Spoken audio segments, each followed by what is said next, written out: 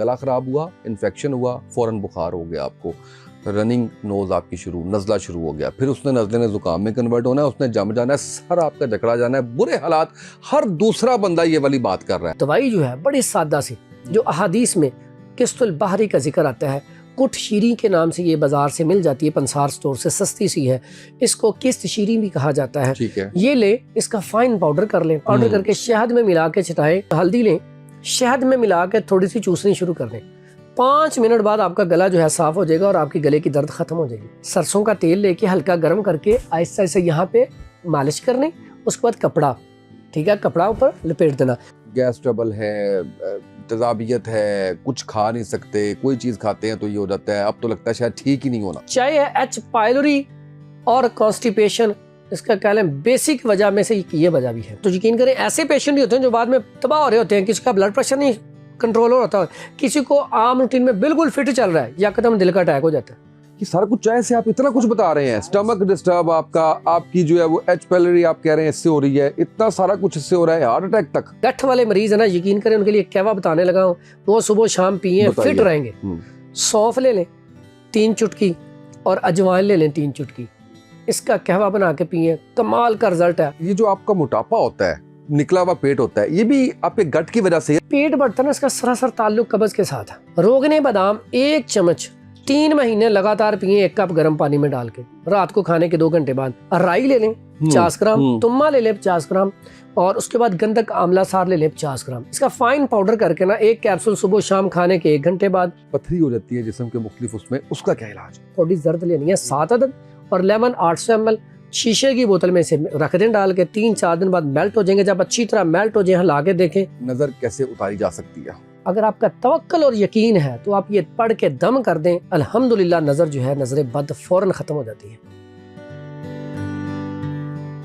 बिस्मिल्लाहिर्रहमानिर्रहीम, अस्सलामु अलैकुम। आप देख रहे हैं उसामा तैयब पॉडकास्ट। मैं हूं उसामा तैयब। नाज़रीन, हेल्थ के हवाले से हमारी ख्वाहिश होती है हमेशा से कि कोई ना कोई ऐसी चीज़ आपको बताई जाए जो नेचर के करीब है, जो नेचुरल है, और उसके अंदर आपको फ़ायदा मिले, इफ़ादियत उसकी जो है वो चीज़ की हो। और हमारी ख्वाहिश यही होती है कि वो लोग जो अपनी फील्ड के माहिर हैं, जो पढ़े लिखे लोग हैं, उनको बुलवाया जाए। तो मेरे आज के बड़े शानदार मेहमान हाफिज़ हकीम फ़रहान साहब, बड़े प्यारे भाइयों जैसा इनके साथ एक ताल्लुक़ बना बड़े बड़े कम अरसे के अंदर, और इनके साथ शरारतें भी हमारी जो है वो चलती रहती हैं, क्योंकि भाइयों से ज़्यादा कि एक मोहब्बत का रिश्ता भी होता है। और इनसे जितना आप लोगों ने फ़ायदा उठाया, वो सारे आपके कमेंट्स, वो सारी चीज़ें हमारे तमाम पोर्टल्स पे मौजूद हैं, और वो तमाम सवाल जो आप बार बार हमें भेजते हैं, वो हमें मजबूर करते हैं कि मैं फ़रहान भाई को बार बार ज़हमत दूँ कि वो आएँ और एड्रेस करें। मुझे उम्मीद है कि फ़रहान भाई को भी इस चीज़ की खुशी हो रही होती है, और मुझे भी इस चीज़ की बड़ी खुशी हो रही होती है कि आप तक कुछ चीज़ ऐसी पहुँचे जिससे आप लोग अपना किसी न किसी तरीके से फ़ायदा उठा रहे होते हैं। तो हमने जो पिछले पॉडकास्ट की है, आज बड़ा डिफरेंट उससे हमारा पॉडकास्ट होने जा रहा है। वो इसलिए होने जा रहा है कि इसमें हमने 2 सेगमेंट रखे हैं। पहला सेगमेंट हमारा ये है कि हमने जो सर्दी के मौसम की मौसमी चीज़ें हैं, आप कह लें फ्लू हो जाता है, आपको नज़ला ज़ुकाम हो जाता है, चेस्ट आपकी जो है उसमें आपकी जकड़ी जाती है, और फिर स्मोक का मौसम है। इस स्मोक की वजह से लोगों में सांस लेने में तंगी हो रही है, परेशानी हो रही है, गला मुसलसल ख़राब रह रहा है, लोग एंटीबायोटिक पे मुसलसल जो है वो उसका इस्तेमाल कर रहे हैं। तो इन चीज़ों से कैसे निकलना है, ये आपके दांतों के हवाले से, आपकी गट के हवाले से, आपके डाइजेस्टिव सिस्टम के हवाले से, ये हमने गुफ्तगू करनी है। कुछ और भी मज़ीद सवाल आते हैं, मैं इंट्रो में सारा नहीं बता सकता। दूसरा हिस्सा बहुत इंपॉर्टेंट है। मैं फ़रहान भाई के जो शख्सियत का एक और हिस्सा है, उस पे आज बात करना चाहूँगा, और कुछ रूहानी एतबार से चीज़ें हम आपके सामने रखेंगे इंशाल्लाह। आप कह लीजिए कि नज़र बद से बचने के लिए आपको क्या करना चाहिए, आप कह लीजिए कि रिज़्क में इजाफ़े के लिए कौन सी मसनून दुआ, कौन सा ऐसा वजीफ़ा है, इसी तरह की दीगर जो आप कह लीजिए कि आपको परेशानी है, घर में झगड़े होते रहते हैं, मियाँ बीवी के दरमियान झगड़े होते रहते हैं, तो इसमें हम आपको बताएंगे कि ऐसे कौन से वज़ाइफ़ हैं जो आप करेंगे तो आपको इंशाल्लाह उसका बड़ा फ़ायदा होगा, अल्लाह के हुक्म से इंशाल्लाह। फ़रहान भाई, मेरी बड़ी लंबी गुफ्तगू हो गई है, और आपकी मौजूदगी में मेरी यही गुफ्तगू है। फिर मैंने सवाल करना है और ख़ामोशी से आपको सुनना है, ताकि हमारे लोग जो है वो ज़्यादा से ज़्यादा फ़ायदा उठा सके। अस्सलामु अलैकुम, और कैसे हैं आप? वालेकुम अस्सलाम व रहमतुल्लाहि व बरकातुहू। अल्लाह ताला का एहसान है, और बड़ी खुशी हुई है आपसे मिल के, और यकीन करें जब आप बुलाते हैं ना तो हम खुशी से इसलिए आते हैं कि आपके साथ एक पॉडकास्ट के अलावा एक मोहब्बत का रिश्ता अल्हम्दुलिल्लाह जो एक भाइयों का होता है वो है। तो अल्लाह ताला आपके इल्म में, अमल में, रिज़्क़ में, इज़्ज़त में अल्लाह इजाफ़ा फरमाए। और जो आप ये नेकी का काम कर रहे हैं, और अक्सर कमेंट में मैं पढ़ता हूँ लोग इतनी दुआएं देते हैं और फ़ोन करते हैं, तो यकीन करें ये हम दोनों ही जो प्रोग्राम करते हैं इसका हमें भी और हमारी सारी टीम सबको अल्हम्दुलिल्लाह इसका अजर भी मिला। अल्लाह का शुक्र है। मैं फरहान भाई सबसे पहले जो आपसे जानना चाह रहा हूँ वो ये जानना चाह रहा हूँ कि इस वक्त आप देखिए कि सर्दी की आमद है, बच्चा बड़ा सारा, मैं 10 दफ़ा खांसूंगा अभी। मैं वेट कर रहा था आप आए तो मैं आपसे पूछूं, खांसी है बहुत ज़्यादा। अच्छा, खांसी के फिर लवाजमात कुछ और भी हैं, गला ख़राब हुआ, इन्फेक्शन हुआ, फ़ौरन बुखार हो गया आपको, रनिंग नोज़ आपकी शुरू, नज़ला शुरू हो गया, फिर उसने नज़ले ने ज़ुकाम में कन्वर्ट होना है, उसने जम जाना है, सर आपका जकड़ा जाना है, बुरे हालात। हर दूसरा बंदा ये वाली बात कर रहा है। मैं आपको पता ऑफिस में हूँ, वहाँ पे भी मेरे पास एप्लीकेशंस आ रही हैं कि हफ्ता गुजर गया, छुट्टी जो है वो हम गया हूँ, मैं नई तबीयत ठीक हो रही। कुछ हो सकता है, इसका हल हो सकता है? बिल्कुल ऐसा हो सकता है। रब्बि शरह ली सदरी वयस्सिर ली अमरी वहलुल उक़दतम मिन लिसानी यफ़क़हू क़ौली। बिल्कुल इसका हल है।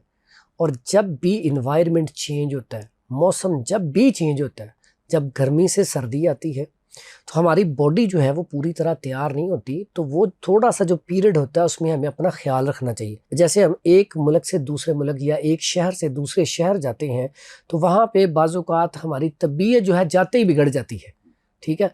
वो बिगड़ने की वजह क्या होती है कि हम जिस माहौल में रह रहे होते हैं वो माहौल थोड़ा सा चेंज होता है, मौसम का इन्वायरमेंट चेंज होता है, तो हमें फ़ौरन नज़ला, ज़ुकाम, खांसी ये सारी चीज़ें लग जाती हैं। तो ऐसे में सबसे पहला काम करने का ये होता है एहतियाती तदाबीर। जैसे ही मौसम चेंज हुआ तो अब आपको बीमारियां जो लगती हैं ना ज़्यादा, उसमें जब हम परहेज़ नहीं करते, अब आप पहले गर्मी में थे, यकदम सर्दी में गए, पहला काम तो ये करें अपने हाथों को हर टाइम साफ़ रखें, नाक को हर टाइम साफ़ रखें, गले को हर टाइम साफ़ रखें। इसको कैसे साफ़ रख सकते हैं?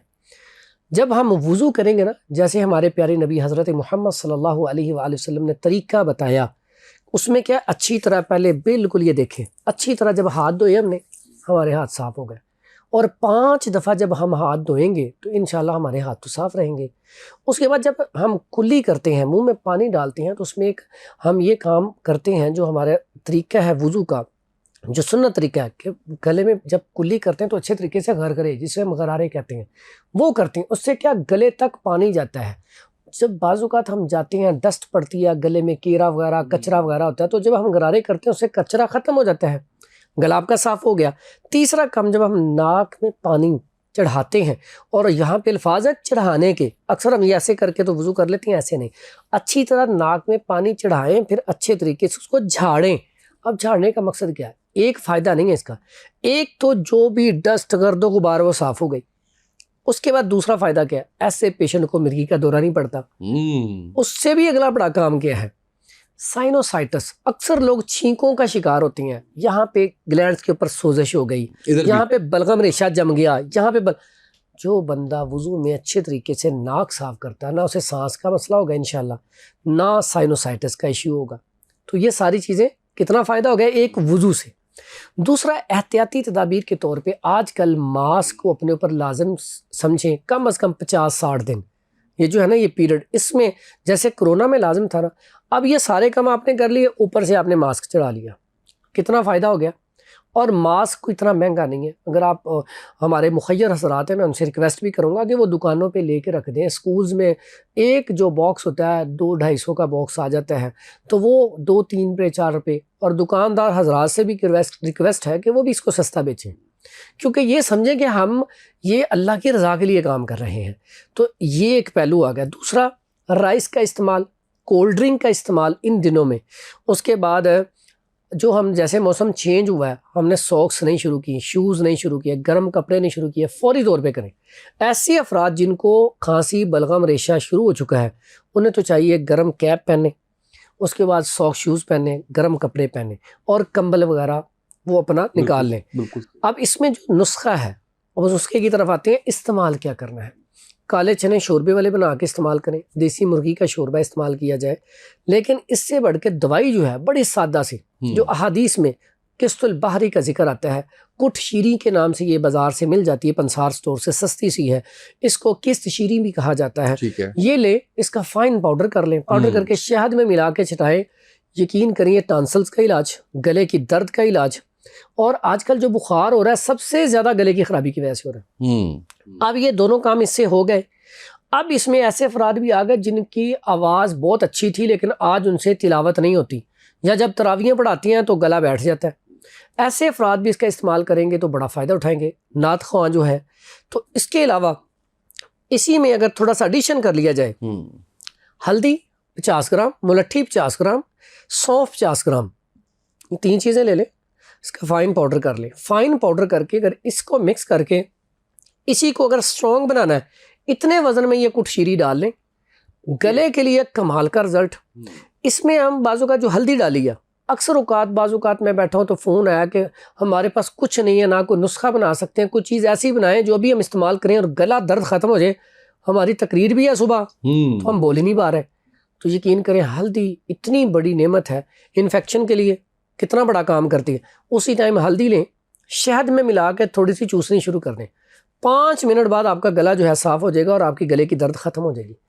फिर हमारे बाउजदाद क्या करते थे, हमारी माएँ, मुझे पता है मेरी वालदा क्या करती, जब हमारा गला ख़राब होता था ना, सरसों का तेल लेके हल्का गर्म करके आहिस्ता आहिस्ता यहाँ पे मालिश करने, उसके बाद कपड़ा, ठीक है, कपड़ा ऊपर लपेट देना।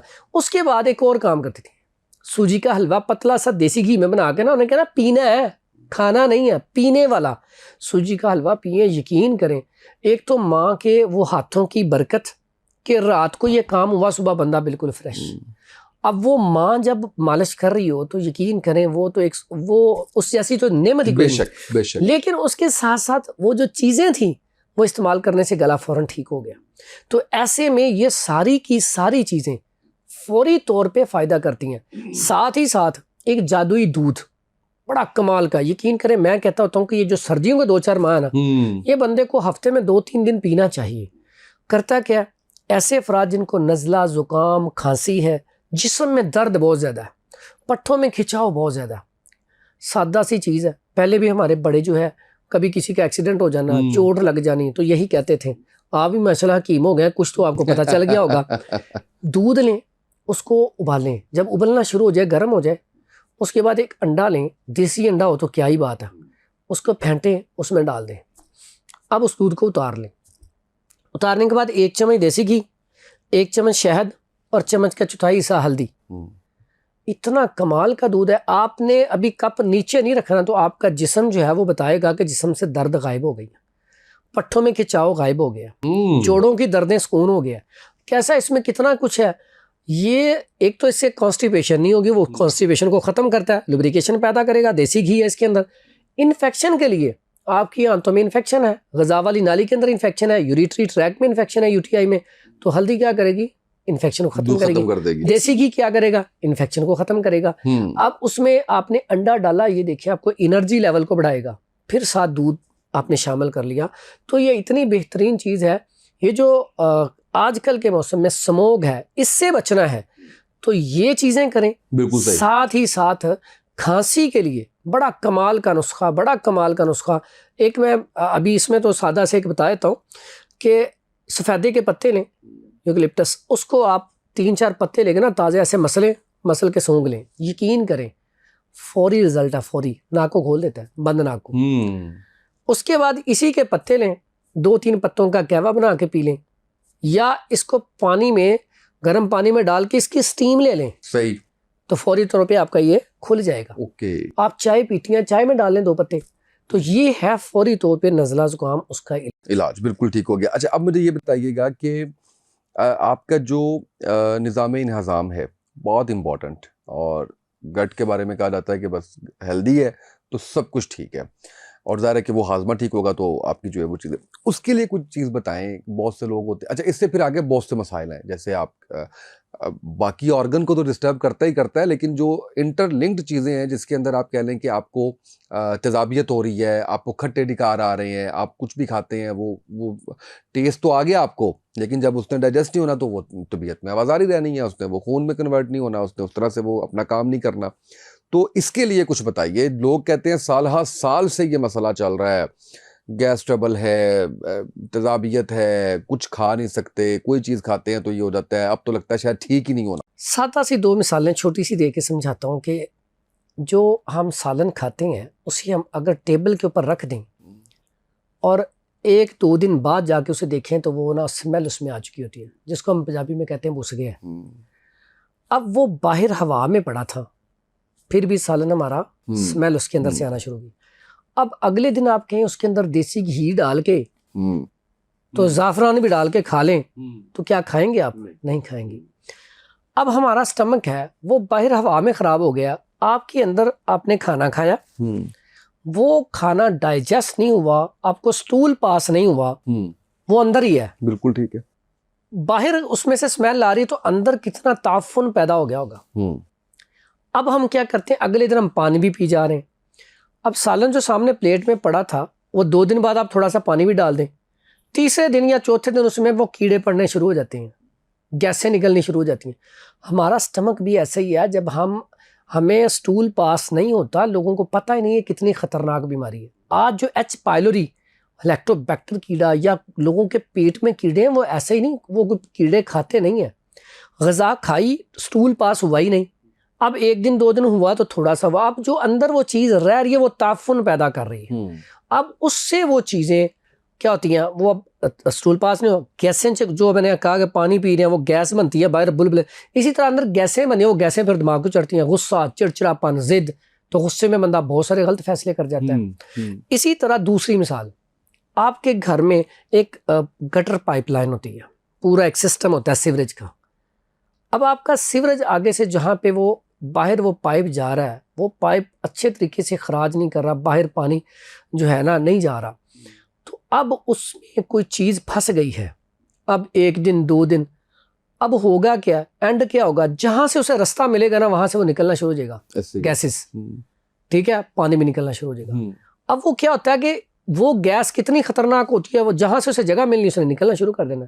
तो इसी तरह हमारा स्टमक है, जब स्टमक वो स्टूल पास नहीं होता, वॉमिटिंग आना शुरू हो जाती है, तबीयत हमारी बिगड़ जाती है, ठीक है, तो इससे पाइल्स शुरू हो जाती है, बवासीर शुरू हो जाती है। अगर बवासीर का इलाज ना करवाया जाए तो कुछ अर्सा इसी तरह चलता रहे तो एक वक्त आता है, हर किसी नहीं लेकिन बहुत सारे पेशेंट में ऐसा होता है, फिर वो दिल के अटैक की तरफ चली जाती है, क्योंकि ब्लॉकेज आना शुरू हो जाती है, तो ब्लॉकेज आ जाती है। बिल्कुल सही। अब इस चीज़ को पहले समझ के फिर इसको उम्मुल अमराज कहा गया है। गठ में सबसे बड़ा तो इलाज हम स्टमक का करेंगे ना, दायमी कब्ज़ का, इसको हल्का नहीं लेना। अच्छा, पहले क्यों लोगों को इतनी कब्ज़ नहीं होती थी, आज क्यों होती है? उसमें सबसे बड़ा फ़र्क क्या है, लाइफस्टाइल का चेंज होना, ठीक है। पहले क्या था, जो लोग मुशक्क़त करते थे ना, ज़मीनों पे काम करते थे, आज भी जो लोग मुशक्क़त करते हैं उनके लिए मैं कहूँगा सुबह का खाना वो बादशाहों वाला खाएं, दोपहर का वज़ीरों वाला, रात का फ़कीरों वाला। जो लोग मुशक्क़त नहीं करते, जैसे आप हैं या हम हैं, ये हमने जाके बैठ के तो चेयर पे बैठ गए जाके, अब हमने सुबह नाश्ता कर लिया, वो दोस्त ने कहा जी आज आपने नाश्ता हमारे पास करना, हमने पाए खा लिए, नान चने खा लिए, तो हमारे तो वो हजम ही नहीं होने, हमने कौन सी मुशक्कत की। अब यहाँ पे एक और गलती करते हैं हम, सुबह नाश्ता करके अब लंच में ना हमने धक्के से बैठ जाना खाने पे, अगर खाने पे ना गए तो लोगों ने पूछना घर वाले कि खैर तो है आप खाना नहीं खा रहे, हालांकि वो बेचारा पहले तंग बैठा लेकिन फिर भी वो भी खाना शुरू कर देगा, वो 2-3 मील की बजाय 4-5 पे चला जाता है एक दिन में। यस, अब होता क्या है, एक तो हमने अपने ऊपर खाने को 3 टाइम लाजम समझ लिया। आप यकीन करें, बड़े बड़े अल्लाह के वली जो गुजरे हैं वो 2 टाइम खाना खाते हैं। में भी तो 2 टाइम का ही है, 2 कंसेप्ट ही नहीं तीसरे का, मगरिब के टाइम और सुबह वो जो 10-11 बजे। मकसद कहने का कि खाना नाश्ता नहीं है, हाँ हम ना नाश्ता करना बिल्कुल लाइट सा। लोग पहले कहते दलिया जो, पहले हाँ दलिया जो सुबह सुबह नमाज के बाद, या मुरब्बा आमला, या पहले लोग बुजुर्ग हमारे खजूरें घर में पड़ी होती थी। यकीन करें पहले जो मेहमान नवाजी होती थी वो क्या थी, दूध, लस्सी, वो सत्तू, शरबत। आज क्या, कोल्ड ड्रिंक और चाय। चाय ने हमें बर्बाद कर दिया। ऐसे लोग सर चाय पिए, लेकिन ना ऐसे अफराद जिनको मर्ज लग चुका है वो छोड़ दें। वैसे नुकसानदेह इतनी है कि इसको जहर कहा जाए। सर ये ना ड्राइनेस पैदा करती है, खुश्की पैदा करती है। मेरे पास यकीन करें मैं आपको इसका बताऊं, इसका नशा इतना बुरा है उसामा भाई। आज आपको बात एक बड़ी ज़बरदस्त बताने लगा हूँ। पठान से नस्वार छुड़वानी बड़ी मुश्किल है। एक पठान हो, खान हो, और उससे नस्वार छुड़वानी बहुत मुश्किल है। दूसरा, कोई सिगरेट पीता है स्मोकिंग, उससे स्मोक छिड़वानी बहुत मुश्किल है। आप ये दोनों काम भी कर लेंगे, लेकिन एक औरत से सुबह की चाय छिड़वानी बहुत मुश्किल काम है। तो ये जो चाय है, एच पायलोरी और कॉन्स्टिपेशन, इसका कह लें बेसिक वजह में से ये वजह भी है। हम चाय का इस्तेमाल, हाँ पिए चाय, उसमें आप सौंफ डाल लें, अदरक डाल लें, सब्ज इलायची डाल लें। आप उसमें अगर बहुत ज़्यादा शदाई हैं, चाय नहीं छूट रही, ड्राइनेस भी है, 2 चम्मच देसी घी के डाल लें। वो जो 7-7, 8-8, 9-9, 10-10 कप पी जाते हैं दिन में, सर जी वो जुल्म करते हैं ना। तो यकीन करें ऐसे पेशेंट ही होते हैं जो बाद में तबाह हो रहे होते हैं। किसी का ब्लड प्रेशर नहीं कंट्रोल हो रहा, किसी को आम रूटीन में बिल्कुल फिट चल रहा है, या कदम दिल का अटैक हो जाता है। ये सारा कुछ चाय से आप इतना कुछ बता रहे हैं, स्टमक डिस्टर्ब आपका, आपकी जो है वो एच पैलोरी आप कह रहे हैं इससे हो रही है, इतना सारा कुछ इससे हो रहा है, हार्ट अटैक तक। सर मैं कहता हूँ पिए, लेकिन हर देखें उसामा भाई क्या करें, सच बोलना भी मजबूरी है। अगर सच नहीं बोलेंगे ना, कल क़यामत वाले दिन रब ने भी पूछना है कि आपको पता था आपके पास इतने मरीज आते थे, अब लोगों को क्यों नहीं अवेयरनेस दी। बराए मेहरबानी चाय छोड़ के दूध पे आ जाए, ठीक है। दूध खालिस नहीं मिलता। अभी आप कहवा पी रहे थे, मैंने देखा बड़ा जबरदस्त है, कहवे पे आ जाए। अभी वो नैयर आपा ने बड़ा फार्मूला बताया। कहवे कितने जबरदस्त हैं, पुदीने का कहवा पी ले, अजवाइन पुदीने का पी ले। जो गठ वाले मरीज है ना, यकीन करें उनके लिए कहवा बताने लगा हूँ, वो सुबह शाम पिए, फिट रहेंगे। सौंफ ले लें 3 चुटकी और अजवाइन ले लें 3 चुटकी, इसका कहवा बना के पिए, कमाल का रिजल्ट है। क्या फायदे? सारा स्टमक के लिए सबसे पहला तो तेजाबियत, गैस को दूर करेगा। अगर इसको थोड़ा सा बढ़ा लें, पुदीना ले लें, सौंफ ले लें और अजवाइन ले लें, 3 चीज़ें। इलाज सुने, गठ में सबसे बेहतरीन, भूख लगाता है, तेजाबियत को कम करता है, यूरिक एसिड का इलाज है। यूरिक एसिड आप पिए, पहले दिन पहले कप से आप कहेंगे मुझे फ़र्क पड़ गया। तेजाबियत, गैस नहीं होगी, स्टूल सही पास होना शुरू हो जाएगा। लेकिन इसमें मीठा गुड़ या शहद का मिलाए, ठीक है, चीनी नहीं। अगर आप कहते हैं यार पेशेंट आता बाजू का भूख नहीं लगती, बच्चे सेहतमंद नहीं हो रहे, और मैं खाना खा लेता हूँ सुबह, फिर पूरा दिन दिल ही नहीं करता और खाना यहाँ पे खड़ा रहता है, उसके लिए सादा सी सस्ती सी आपको एक ना चूरन, जिसको हम पक्की भी बोलते हैं, वो बता देता हूँ। ये घर में पड़ी होनी चाहिए क्या, ताकि इमरजेंसी में आप गर्म पानी करें, फौरन लें। एक लेकिन उससे पहले सवाल बीच में आ गया, जो पहले आपने अभी ये कावा बताया है, अच्छा ये जो आपका मोटापा होता है, निकला हुआ पेट होता है, ये भी आपके गट की वजह से है ना, कि वो हजम नहीं हो रहा आपका, वो बिल्कुल सही है। इस कावे से वो भी बेहतर होगा। सर जी कमाल का रिजल्ट है। इसमें क्या करना है, अच्छा जो पेट बढ़ता है ना, इसका सरासर ताल्लुक कब्ज के साथ है, ठीक है, इसका साथ। अब इसमें कहवा जो है वो मैंने बताया आपको 3 चीजों का, पुदीना, अजवाइन और सौंफ। अब बताना था आपको चूरन जी, सफूफ, जो हर घर में पड़ा होना चाहिए। उसमें क्या जी, आपने अजवाइन लेनी है 100 ग्राम, ठीक है, और देसी अजवाइन आम, और उसके बाद आपने सौंफ लेनी है, वो भी 100 ग्राम, दोनों 100 ग्राम होगी। इसमें 50 ग्राम काला नमक ले लें, ओके, ठीक है। अगर काला नहीं तो व्हाइट कलर का नमक, जो बारीक घरों में पिसा हुआ है, आयोडीन नहीं लेना, वो ले लें।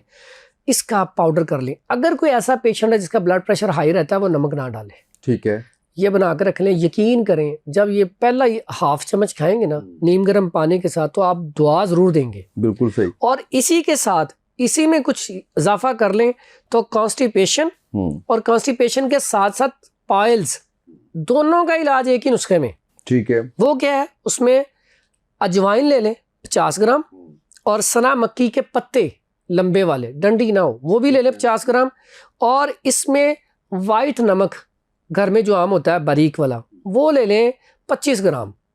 इसका क्या करना है, फाइन पाउडर करके ना आधा चम्मच सुबह, आधा शाम, खाने के 1 घंटे बाद इस्तेमाल करें। ना कॉन्स्टिपेशन रहेगी और ना ही इससे बवासीर रहेगी। एक शर्त मैं आपको एक थोड़ा सा बता दूं, जो कब्ज़ होती है ना, ये सारे वक्ती इलाज है कब्ज़ के। प्रॉपर इलाज के लिए, क्योंकि अंदर ड्राइनेस है, खुश्की है, तो खुश्की को ख़त्म करने के लिए वहाँ पे लुब्रिकेशन, रतूबत पैदा करनी पड़ती है। रतूबत पैदा करने के लिए सबसे पहला काम करेंगे, सुबह का नाश्ता क्या करेंगे, दलिया जौ या दलिया गंदम देसी घी में बना के बादाम की गिरी में वह डालें, ताकि रतूबत पैदा हो। दोपहर में सालन सब्जियों का खाएंगे, और सालन ज़्यादा, रोटी कम खाएंगे। बहुत सारे उसामा भाई मेरे पास पेशेंट आते हैं जो सालन लगा लगा के खाते हैं, रोटी पूरी खा लेती हैं, तो अपनी तरफ से अच्छा करते हैं, लेकिन गंदम में खुश्की ज़्यादा, खुश्की बढ़ जाती है, कब्ज़ बढ़ जाती है। उसमें सालन ज़्यादा लें, घिया कद्दू, घिया तोरी, टिंडे, शलजम, गाजर, मूली, हलवा कद्दू, दाल मूंग, ये सब्जियां ज़्यादा लें। देसी घी में लें, अदरक, लहसुन, काली मिर्च, हल्दी ज़्यादा डालें, नमक, लाल मिर्च बिल्कुल बराए नाम डालें। ये इस्तेमाल करें। सालन ज़्यादा, रोटी कम। फलों में पपीता, खरबूजा, एप्पल भी इस्तेमाल कर बिल्कुल सकते ठीक हैं, है। अंगूर मीठा वाला इस्तेमाल करें, पेट को कम करता है, रंग को निखारता है, ठीक है, ये इस्तेमाल करें। साथ फेलूड लुब्रिकेशन को कम कैसे बढ़ाएंगे, रतूबत कैसे बढ़ाएंगे, रोगने बादाम 1 चम्मच 3 महीने लगातार पिए 1 कप गर्म पानी में डाल के, रात को खाने के 2 घंटे बाद। उसके बाद कैस्टर ऑयल, कभी कभी कैस्टर ऑयल, जो ज़रा थोड़ा सा लो बजट वाला है वो कैस्टर ऑयल पी ले। 1 चम्मच कैस्टर ऑयल 1 कप गर्म पानी में रात को खाने के 2 घंटे बाद या सुबह निहार ले ले। ये ऐसे अफराद जिनका पेट बढ़ा हुआ है, उसके लिए क्या करेंगे, उसके लिए इसमें बेहतरीन है कि ये इतना ज़बरदस्त हमारा कहवा भी चलता है, और इस नुस्खे से यकीन करें, मेरे पास पेशेंट आते हैं उन्होंने 5 किलो 10 किलो वेट कम किया है। सुबह निहार 1 गिलास गर्म पानी लें, आधा लेमन निचोड़ लें, 1 चम्मच शहद का डाल लें, सिप ले के पीना है, जैसे हम स्टूल पास करते हैं बैठते हैं ना, उस तरह बैठ के पीना है, सिप ले के 5 मिनट में। पेट अगर आपका वजन कम ना हो तो आप कमेंट में ज़रूर बताएं, लेकिन शर्त यही है, फास्ट फूड उसमें शराइत है, 4-5 चीज़ें छोड़ दें, बेकरी आइटम छोड़ दें, कोल्ड ड्रिंक छोड़ दें, ठंडा पानी छोड़ दें, और मीठा छोड़ दें और ये बस ये इतनी चीज़ें छोड़ दें, वज़न अल्लाह के हुक्म से आपका कम हो जाएगा। इसके लिए 2 नुस्खे मोटापे के लिए बड़े कमाल हैं, जो पेट को, जो आपने बड़ा हुआ पेट का है, इसको कम करने के लिए। एक है जी, राई ले लें 50 ग्राम, तुम्मा ले लें 50 ग्राम, और उसके बाद गंधक आंवला सार ले लें 50 ग्राम। इसका फाइन पाउडर करके ना 1 कैप्सूल सुबह शाम खाने के 1 घंटे बाद। ये है, ये लिवर फैटी जो है उसको भी कम करता है। लेकिन एक और नुस्खा है जो स्टूल भी अच्छे तरीके से लाता है, लिवर फैटी भी कम करता है, HbA1c उससे कंट्रोल होती हैं, और उसका जो फ़ायदा है, ऐसा पेशेंट जिसका प्रोस्टेट ग्लैंड बढ़ा हुआ है, प्रोस्टेट की वजह से यूरिन बार बार आता है, उसके लिए, प्लस पथरी के लिए, ठीक है, इतने सारे फायदे एक ही चीज़ में। यूरिक एसिड के लिए, बड़ी बात, यूरिक एसिड के लिए, 7 मोटापे को कंट्रोल करें, बड़ा ज़बरदस्त नुस्खा है। काली मिर्च 10 ग्राम और नशादर 20 ग्राम, सुंड 40 ग्राम और सना मक्की के पत्ते ये 80 ग्राम फाइन पाउडर करके पत्ते लेने, डंडी नहीं लेनी, नहीं तो पेट में वाट होगा। ये नुस्खा खाने के रात को 2 कैप्सूल इस्तेमाल कर लिए जाएं तो इंशाल्लाह गठ भी बेहतर, मोटापा भी बेहतर, और साथ ही साथ जो मैंने यूरिक एसिड का मसला बताया, आपका लिवर फंक्शन सही नहीं है, वो भी इससे बेहतर होगा, बल्कि SGOT SGPT भी बढ़ा हुआ है तो वो भी कंट्रोल में आ जाएगा। सवाल हमें एक आया था, लोग पूछना चाह रहे थे कि जो आपकी पथरी हो जाती है जिस्म के मुख्तलिफ उसमें, उसका क्या इलाज? अच्छा, पथरी बेसिकली 3 तरह की होती है, ऑक्सीलेट, फास्फेट और यूरिक एसिड। अब इसमें पथरी जो है ना, फास्फेट और ऑक्सीलेट, इसका बड़ा सादा सा इलाज है, बड़ा सिंपल सा। अजवाइन करफ्स ले लें 50 ग्राम, अजवाइन देसी ले लें 50 ग्राम, ये दोनों अजवाइनें लेके ना इसमें 50 ग्राम ही कूजा मिश्री डाल लें, ठीक है, पाउडर कर लें। इसका 1000 mg का कैप्सूल भर के, 1 कैप्सूल सुबह और 1 शाम, ओके, फौरी रिजल्ट है। इसके साथ एक सादा सा नुस्खा मैंने चंद दिन पहले बताया था, बड़ा लोगों ने पसंद किया और उन्होंने उससे इलाज भी किया। उसमें क्या करना है, कोडी जर्द ले लें 7 अदद, लेमन का रस 800 ग्राम, 1 बोतल ले लें शीशे की, उसमें निकाल लें, ओके। अब ये निकाल लिया, अब वो जो कोडी जर्द है 7 अदद इसमें डाल दें, तकरीबन 3-4 दिन लगेंगे, वो मेल्ट हो जाएंगी, ठीक है। अब इसको डेली क्या करना, ढक्कन खोल के हिला दिया करें, और ये मेल्ट हो गई। अब करना क्या है, ये जब बिल्कुल तैयार हो जाए 3-4 दिन बाद, रोज़ाना 2 चम्मच सुबह निहार शहद मिला के निहार पी के घंटा कोई चीज़ नहीं इस्तेमाल करनी, ठीक है। ये 1 बोतल ख़त्म होने से पहले पहले, गुर्दे की पथरी हो, पित्ते की पथरी हो, ये 1 बोतल इस्तेमाल करवाएं, और साथ जो मैंने दूसरा नुस्खा बोला है वो इस्तेमाल करें। एक नुस्खा, मैं 3 नुस्खे बता रहा हूँ, ये कमेंट में ज़रूर बताएंगे वाकई हमारी पथरी निकली कि नहीं निकली, ताकि पता चले हमें। जो लास्ट चीज़ बताने जा रहा हूँ ना आपको, ये सारे पूरा टोटल नुस्खा इस्तेमाल करके ना आपने कमेंट में बताना है। आपने खुद भी इसको जज करना है कि लोगों ने क्या कमेंट में कहा। इंशाल्लाह जिसका फ़ायदा होगा ना वो दुआ भी करेगा हमारे लिए इंशाल्लाह। इसमें तीसरा है जी, काली मिर्च 10 ग्राम, नशादर 20 ग्राम, सुंड 40 ग्राम और सना मक्खी के पत्ते 80 ग्राम। अब ये 3 नुस्खे हो गए। 1 कैप्सूल इसका भर लें 1000 mg का सुबह शाम। एक जो मैंने पहले बताया था, दोबारा रिपीट कर देता हूँ, अजवाइन करफ्स 50 ग्राम, अजवाइन देसी 50 ग्राम और कूजा मिश्री 50 ग्राम, ये फाइन पाउडर करके 1000 mg का कैप्सूल सुबह शाम। और उसके बाद जो मैंने आपको बताया कोडी जर्द वाला, एक कोडी सफ़ेद भी होती है लेकिन कोडी जर्द लेनी है 7 अदद, और लेमन 800 ml शीशे की बोतल में से रख दें डाल के, 3-4 दिन बाद मेल्ट हो जाएंगे। जब अच्छी तरह मेल्ट हो जाए ला के देखें, उसके बाद 2 चम्मच सुबह निहार शहद में मिला के ये इस्तेमाल शुरू करें। अल्लाह के हुक्म से बोतल ख़त्म होने से पहले ये पथरी निकल जाएगी। ऐसे बंदे जो इतनी मेहनत नहीं कर सकते, वो सादा सा कुलिया है, पंसार स्टोर से ना ये चीज़ें ले आए, बखड़ा ले आए, सौंफ ले आए, दाल कुलत्थी ले आए, सरफूका ले आए, और उसके बाद तुख्मे कासनी ले लें, छली के बाल ले लें, और खरबूजे के छिलके ले लें। इन सारी चीज़ों को ना जाके पंसार स्टोर से कहें 100 रुपये की ये सारी दे दें। अब वो सारी थोड़ी थोड़ी ले ली, अब 100 रुपये की वो ला के ना इसके 5 या 7 हिस्से कर लें। ठीक है। एक हिस्सा रोजाना 1.5 लीटर पानी में जोश दे के ना ठंडा करके पूरे दिन में पीना है। अरके सौंफ डाल सकते हैं, अरके बाद, या अगर गर्मी हो तो शरबत बजूरी भी डाल सकते हैं। तो ये जो है अल्हम्दुलिल्लाह ऐसे पेशेंट मैंने देखे हैं कि 7 दिन के अंदर अल्हम्दुलिल्लाह पथरी निकल गई। मेरे पास एक पेशेंट आते हैं गई जी किम साहब 3 पुड़ियों वाला नुस्खा, 3 पुड़ियों से पथरी निकल जाती है। वो क्या है? इतनी ज़बरदस्त चीज़ है, हिजरुल याहूद एक पत्थर है, ठीक है। वो उसका फाइन पाउडर कर लें। पाउडर करके ना 3 पुड़ियाँ बना लें उसकी, एक माशे की, यानी कि आप वो टोटल 20 ग्राम ले लें। 3 पुड़ियाँ बना के ना 7 अप की बोतल या स्प्राइट की बोतल, कोल्ड ड्रिंक हम हालांकि मना करते हैं लेकिन इस दवाई के साथ उसका ताल्लुक है, उसके साथ वो पुड़िया खाई जाए 3 दिन सिर्फ, तो 3 दिन में बहुत सारे ऐसे अफराद होते हैं छोटी मोटी पथरी तो इससे फ़ौरन निकल जाती है। और एक बात इनका ख्याल रखें, यूरिक एसिड की पथरी बाजुकात कंधों वाली होती है। आप मुसलसल तजर्बे ना करें। अगर आपने देखा कि महीना गुजर गया पथरी नहीं निकली लेकिन दर्द की शिद्दत बढ़ती जा रही है, तो सर अल्लाह ने जो डॉक्टरों को इल्म दिया है सर्जिकल में वो बहुत आगे हैं, तो चुप करके जाके वहाँ पे ऑपरेट करवा लें। बहुत अच्छी बात। ठीक है। उसकी वजह क्या है? देखिए, मैं आप मेरा कभी प्रोग्राम नहीं देखेंगे मैं डॉक्टरों को बुरा कहूँ, क्यों? देखिए, अल्लाह ने उन्हें जो दिमाग दिया, देखिए वो सर्जिकल में हमसे बहुत आगे हैं। डिफरेंट इल्म है, एलोपैथिक अलग है, होम्योपैथिक अलग, हिकमत अलग है, फर्स्ट एड में आगे हैं, लेकिन इलाज में तिब्बे नबवी आज भी बहुत आगे हैं। तो इसलिए जो किसी को अल्लाह ने इल्म दिया ना, तो हमें तो उसके ऊपर फख्र भी करना चाहिए और हमें चाहिए कि उसे खुश दिली के साथ कबूल करें। तो ये है कि चुप करके जाके ऑपरेट करवाए, ऑपरेट करवाने के बाद फिर वो मेडिसिन खाए ताकि वहाँ पे इन्फेक्शन ना रहे। क्योंकि अक्सर क्या होता है, हमारी दवाई से पथरी निकल गई 3 दिन में, लेकिन अब मरीज ने क्या किया, चौथे दिन चीज़ें खानी शुरू कर दी सारी। अब पथरी पैदा कौन सी चीज़ें करती हैं? राइस, बहुत ज़्यादा जो लोग खाते हैं उनकी पथरी बार बार बनती रहती है। ठीक है। राइस का इस्तेमाल फ़ौरन कम कर दें। जो सब्ज़ पत्तों वाली सब्ज़ी हैं इनको छोड़ दें कुछ अरसे के लिए। और जो यूरिक एसिड वाली पथरी, वो तो जो गोश्त खोर होते हैं, गोश्त बहुत ज़्यादा खाते उन्हें होती है, तो वो भी ज़रा कम कर दें, एहतियात करें, पानी ज़्यादा पिएँ तो इंशाल्लाह पथरियाँ होंगी नहीं। अच्छा, मैं फरहान भाई रूहानी इल्म के हवाले से माशाल्लाह मैं जानना ये चाह रहा हूँ, कुछ चीज़ें आपके सामने मैं रखता हूँ। नज़र बरहक के ज़ाहिर है कि हम सबका इस बात पे एतकाद है, यकीन है, और ये मेरी तो ये क्लैरिटी है कि इट्स नॉट अबाउट कि जी किसी ने आपको हसद की नज़र से देखा या आप खुश होते हैं, उसमें भी ज़ाहिर है कि वो, तो इसके लिए कुछ बताइए कि नज़र कैसे उतारी जा सकती है। सबसे पहली बात तो ये कि नज़र, जैसे आपने कहा, ये बिल्कुल लग जाती है।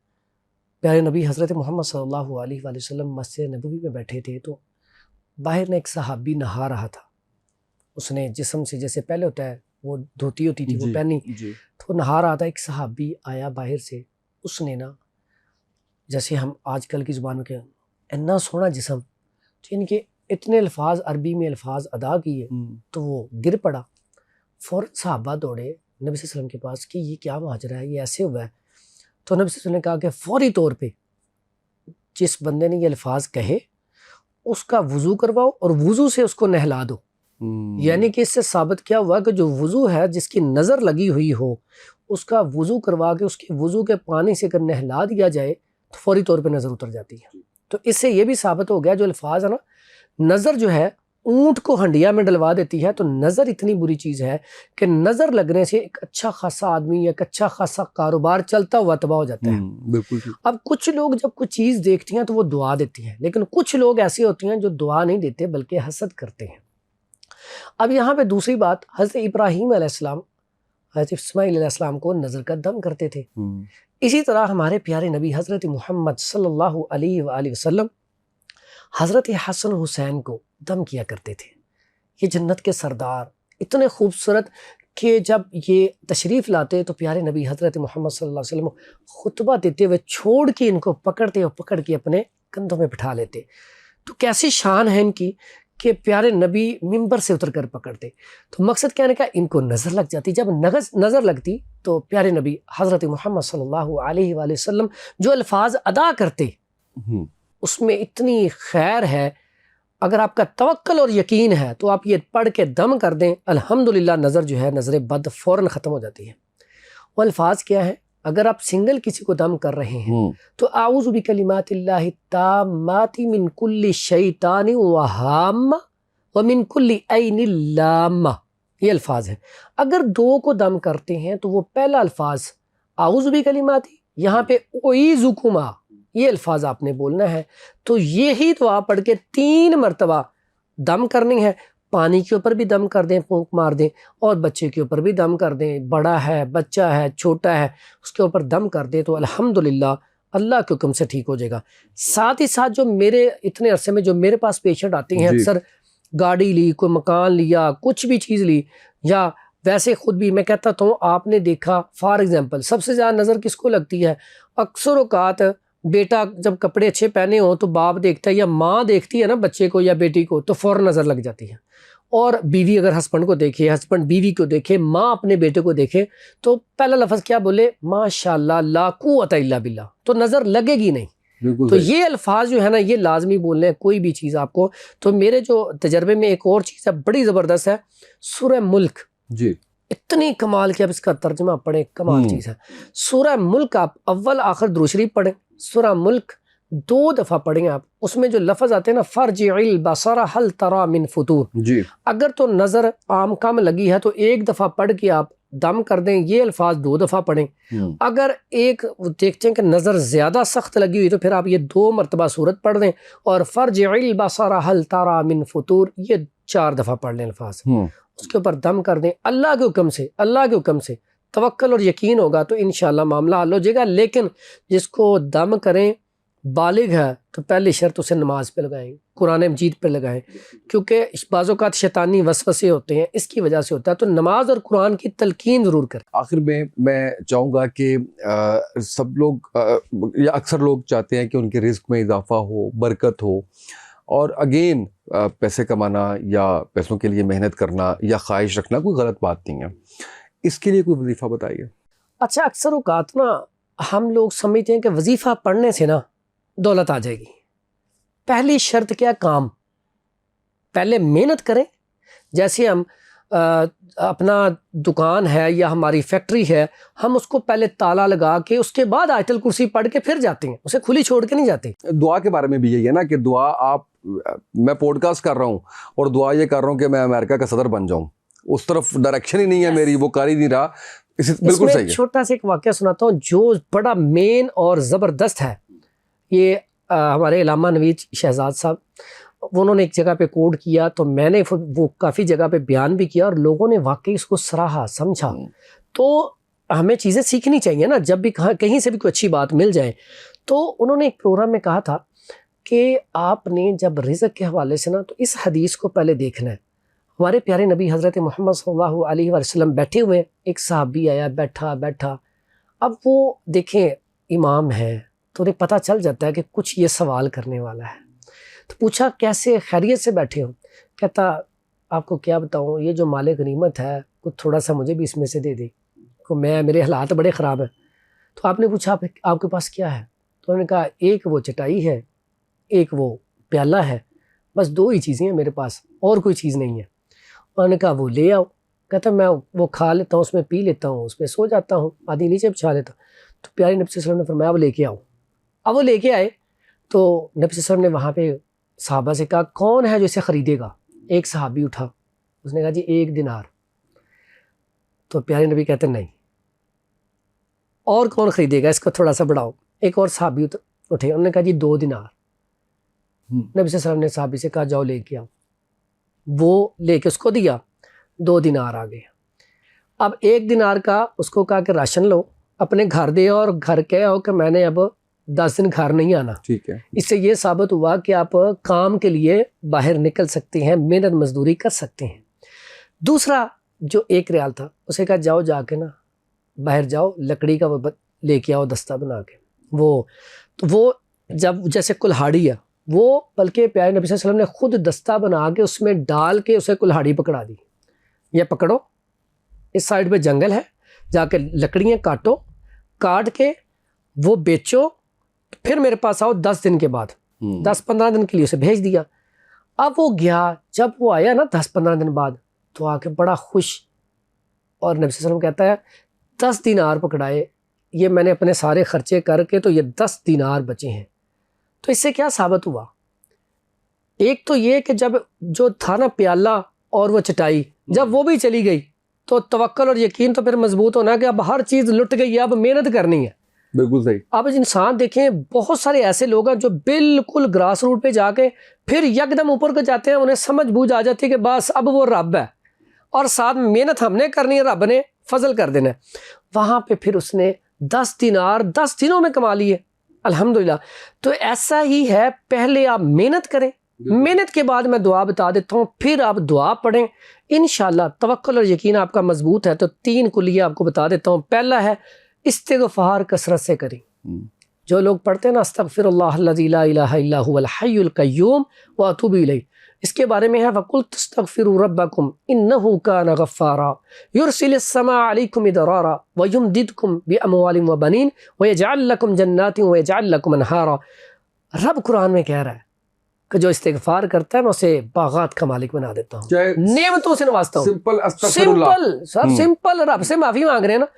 आप नाराज़ हो जाएं, जैसे कभी कभी हो जाती हैं, तो जब नाराज़ हो जाए, मैं बार बार कहूँ उसामा भाई सॉरी गलती हो गई, मैं 4-5 दफ़ा कहूँ, आप मुझे बुलाएंगे नहीं, सिर्फ मुझे कुछ खिलाएं पिलाएंगे, मेरी खिदमत करेंगे, आपको ये खुशी होगी कि यार ये इसने माजरत कर लिया। तो वो रब रहमान, जब उससे आप माफ़ी मांगी जा रहे हैं, वो फिर अल्लाह ताला आपको नेमतों से नवाजता है। तो नेमतों में हर चीज़ का शुमार आ जाता है, बेटों की नेमत, बागात की नेमत, मालो दौलत की नेमत।